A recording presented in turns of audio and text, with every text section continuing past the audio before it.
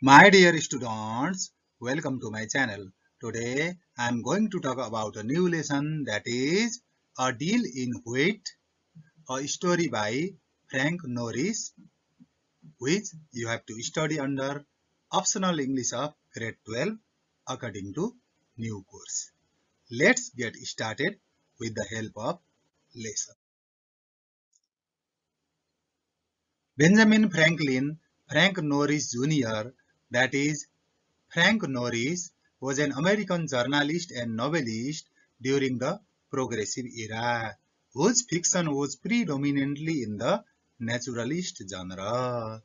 यी Benjamin Franklin Frank Norris junior, जसलाई Frank Norris मात्रै पनि भनिन्छ, तिनी को हुन् त भन्दा अमेरिकन जर्नलिस्ट हुन् र नोभेलिस्ट पनि हुन्। कति बेलाका त भन्दा प्रोग्रेसिभ एराका। प्रोग्रेसिभ एरा भन्नाले यो वर्ल्ड वार भन्दा केही समय अगाडिको समय है। त्यति बेलाको तिनको फिक्सन नेचुरलिस्ट जनरमा एकदम डोमिनेन्ट, अर्थात् तिनको फिक्सन एकदमै फेमस थियो। His notable works include McTeague, A Story of San Francisco, The Octopus, A Story of California, and The Pit. यी स्टोरीहरू, यिनका वर्कहरू यति बेलाका नाम चलेका वर्कहरू थिए।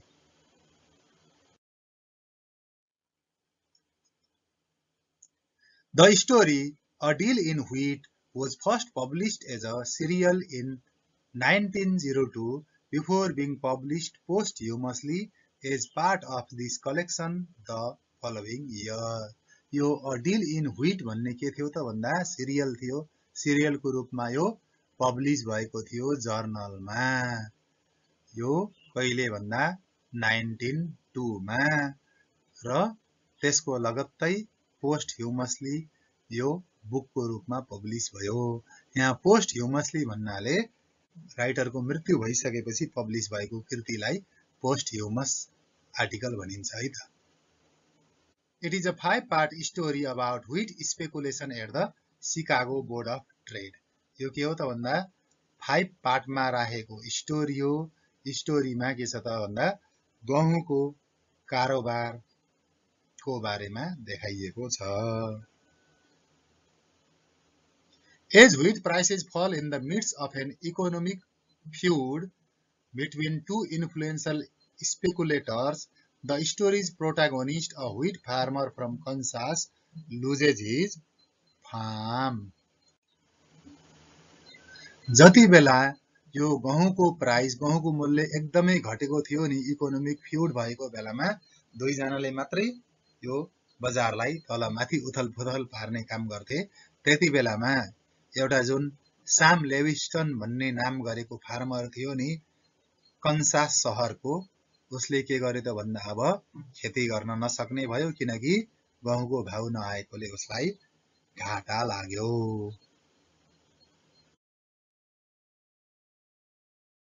The story ends with the farmer relocating to Chicago, where he is denied free bread due to rising wheat prices.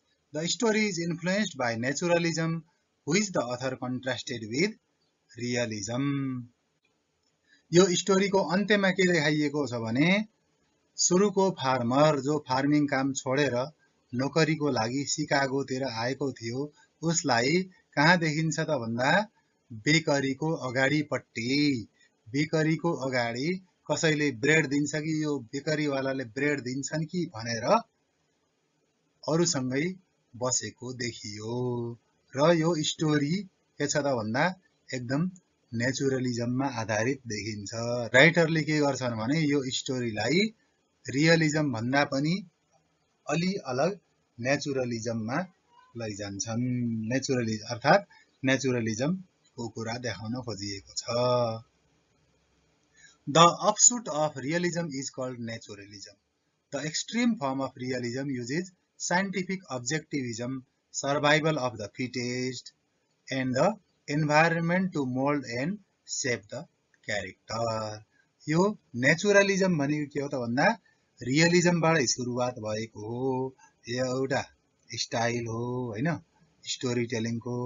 रियलिजममा के गरिन्छ त भन्दा कुनै पनि कुरालाई यथार्थ रूपमा प्रस्तुत गरिन्छ भने यो यथार्थ रूपमा प्रस्तुत गरिएको रियलिजम भन्दा पनि यथार्थ रूपमा प्रस्तुत गरेर मात्रै नपुगेर यसको रियलिटी के हो त, यो कुन कारणले भयो, कसरी भयो, क्यारेक्टरहरू यस्ता खालका कसरी भए, अनि जो बलियो छ त्यो मात्रै सर्भाइभ गर्न सक्छ, अरू सर्भाइभ गर्न सक्दैन, अरू बाँच्न सक्दैन, जो पावरफुल छ त्यो मात्रै हुर्किन्छ भन्ने कुरा नेचुरलिजममा देखाउन खोजिएको छ। अर्थात् रियलिजममा जे देखाउन खोजिएको छ नि त्यसको पनि डिटेलमा वर्णन केमा पाइन्छ त भन्दा नेचुरलिजममा पाइन्छ। The realism he found to be too superficial, honing in on the accuracy of surface details, while naturalism he understood to dramatize the truth, to expose the relations between people from different segments and classes underlying the everyday experiences of life. ती राइटरले रियलिजमलाई के भेटाए त भन्दा एकदम superficial भनेको सामान्य कुराहरू, व्यक्तिगत त्यति डिटेलमा खोज्दैन, हल्का रूपमा मात्रै खोज्छ, किनकि त्यो सर्फेसको डिटेललाई मात्रै के कसो भयो भनेर जानकारी लिँदै एकदम जानकारी लिन खोज्छ। तर नेचुरलिजमले के गर्छ भने सर्फेसको रूपमा होइन कि पुरै स्टोरीलाई नै ड्रामाटाइज गरेर ट्रुथ एक्सपोज गर्न खोजिरहेको हुन्छ र पिपलको रिलेसन, ती व्यक्तिहरूको रिलेसन, फरक फरक कुराहरू र फरक फरक अनुभव, फरक फरक कुराहरू, फरक फरक घटनाहरूको आधारमा ती सबै कुराहरू एक्सपोज गर्न खोजिएको हुन्छ रिलेसनशिप। त्यही भएर रियलिजम भन्दा नेचुरलिजमलाई अलि बढी डिटेलको रूपमा लिने गरिन्छ। The story is divided into 5 parts. The first of the 5 sections of the story, entitled The Beer Wheat at 62, takes place in rural Kansas. Sam Lewiston leaves his wife Emma home on the ranch while he goes into town one last time to try to sell his wheat to Bridges and Company grain dealers before being forced out of the market.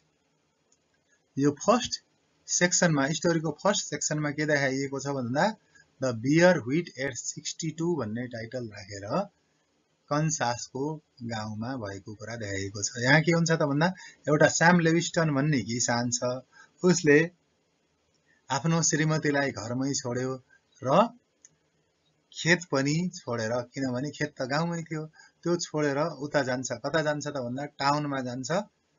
एकपटक त try गरिहालौँ, गहुँ अलि महँगो बेच्न पाइन्छ कि भनेर bridge and company grain dealers, grain भनेको यस्ता दाना जस्तै गहुँको पनि दाना नै हुने भयो।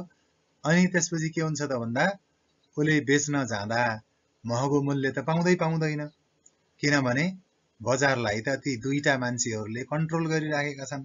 एकदमै सस्तोमा बेच्नुपर्ने भएकोले ऊ अब त्यहाँबाट बाहिर निस्कन बाध्य हुन्छ र आफ्नो खेतीबारी पनि छोड्न बाध्य हुन्छ, किनकि खेतीबारीमा त्यति सस्तोमा गहुँ बेचेर उसलाई कुनै पनि फाइदा हुँदैन, एकदम ऋणमा पर्ने स्थिति आइपर्छ।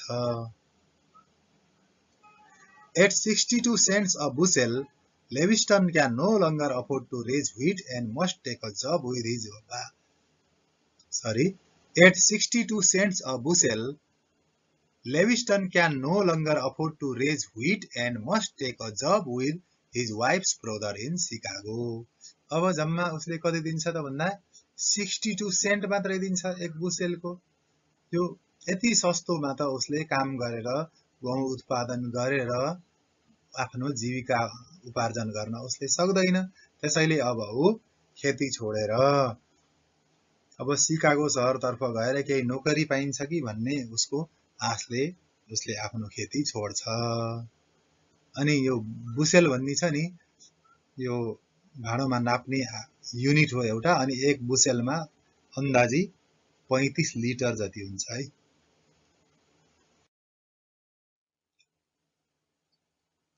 The next section, the bull wheat at $1.10, introduces the two main players of the Chicago-run wheat business, the bear and the bull, Treslow and Hornung.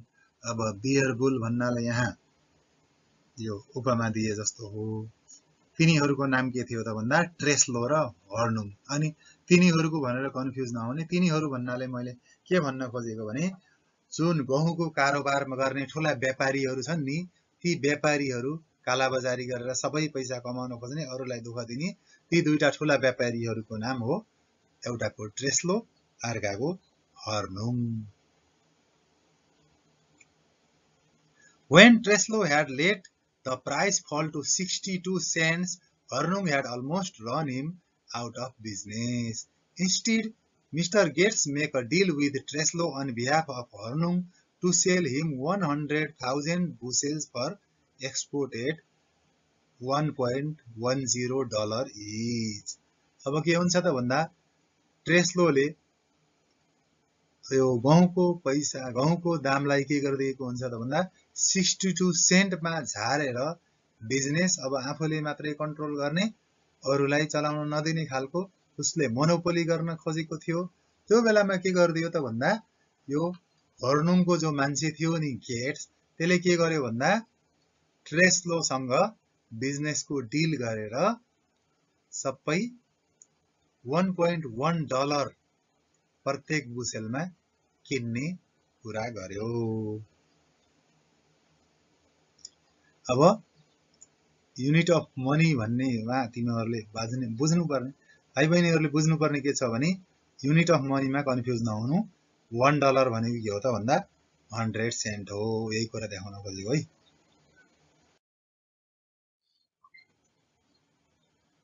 Hornung has grown to dominate wheat sales at $1.5 a bushel.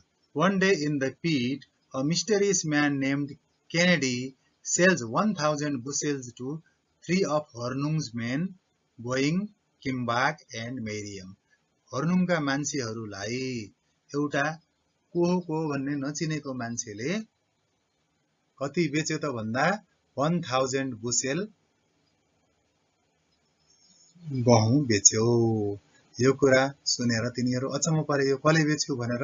वास्तवमा त्यो बेचेको हुन्छ अर्को व्यापारीले, तर उनीहरू सस्पेन्समा हुन्छन् कोसँग भनेर।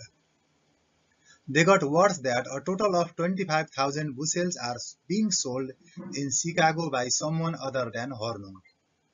Hornung instructs them to continue buying, but with the beer supposedly out of the market, they do not know who they are buying from. अब के भयो त भन्दा तिनीहरूले 25,000 बुसेल बिक्दैछ भन्ने थाहा पाएर हर्नुङले तिनीहरूलाई किन्न पठायो। किन भने कोसँग किन्ने भन्दा तिनीहरूलाई थाहा थिएन के, किन्न पाएपछि किनम भन्ने सोचेर किने, अनि उनीहरू के भयो त सबै किने, महँगोमा किने।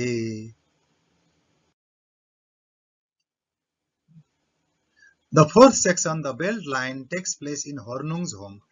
His broker Billy and a detective named Cyrus Ryder are there to discuss the now 80,000 bushel he has purchased. Ryder reveals that the bushels are the same ones that Treslow had purchased to export. वो तिनीहरूले राम्रोसँग थाहा पाएनन्, किन्न पाए भन्दैमा किने, तर त्यो के रहेछ त भन्दा लास्टमा तिनीहरूले बल्ल बुझ्छन् कि यो ट्रेस्लोले नै तिनीहरूलाई महँगो दाममा बेचेको रहेछ। He had been shuttling them around the city on trains, making it appear as if they had just arrived. Hornung laughs upon finding out he has been cheated and decides to further raise the price.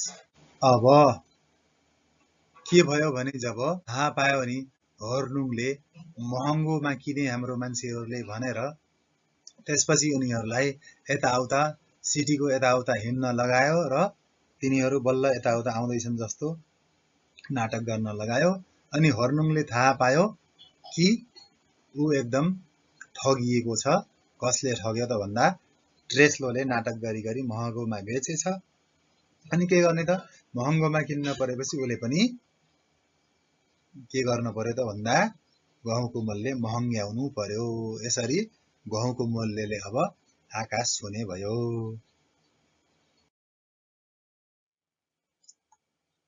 The final section of the story, The Bread Line, describes Sam Lewiston's life in Chicago. He stands in the bread line with many other poor, hungry workers who rely on the bakery's nightly giveaways, but the price of wheat has put too much of on a strain on the bakery.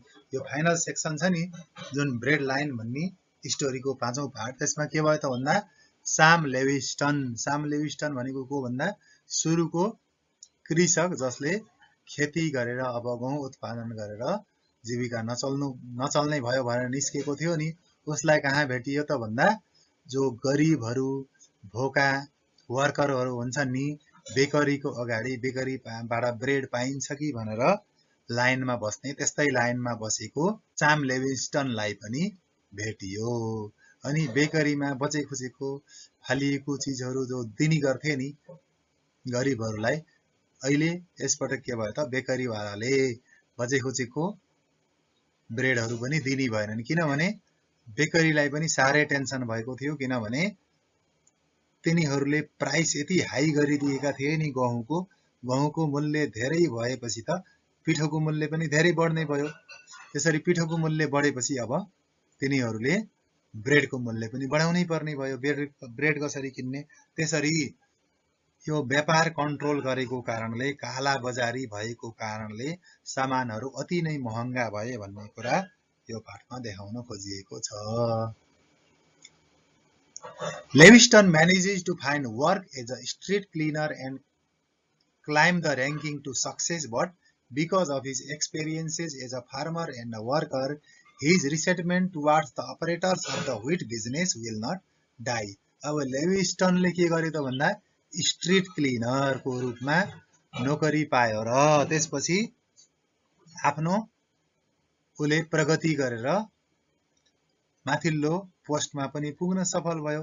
तैपनि उसको मनमा एउटा कुरा लागिरह्यो, किनकि सुरुमा किसान थियो अनि अहिले के भयो वर्कर भयो, फार्मरबाट वर्करमा चेन्ज भयो र फार्मर हुँदा उले के नराम्रो अनुभव गरेको थियो भने ती गहुँका व्यापारीहरूले साह्रै दुःख दिएका थिए। व्यापारमा यताउता गरेर ब्ल्याकमेलिङ गर्ने अनि प्राइस पैसा दिँदै नदिने, गहुँलाई मनपरी तरिकाले प्राइस बढाउने पछि, तर सुरुमा किसानसित किन्दाखेरि पैसै नदिने गरेको हुँदाखेरि तिनीहरूसितको जुन एकदम एक किसिमको घृणा थियो नि स्याम लेविस्टनको, त्यो घृणा कहिले पनि मर्ने भएन भन्न खोजेको, किनभने तिनीहरूले उसलाई अरू सोझा जनतालाई साह्रै दुःख दिएका थिए।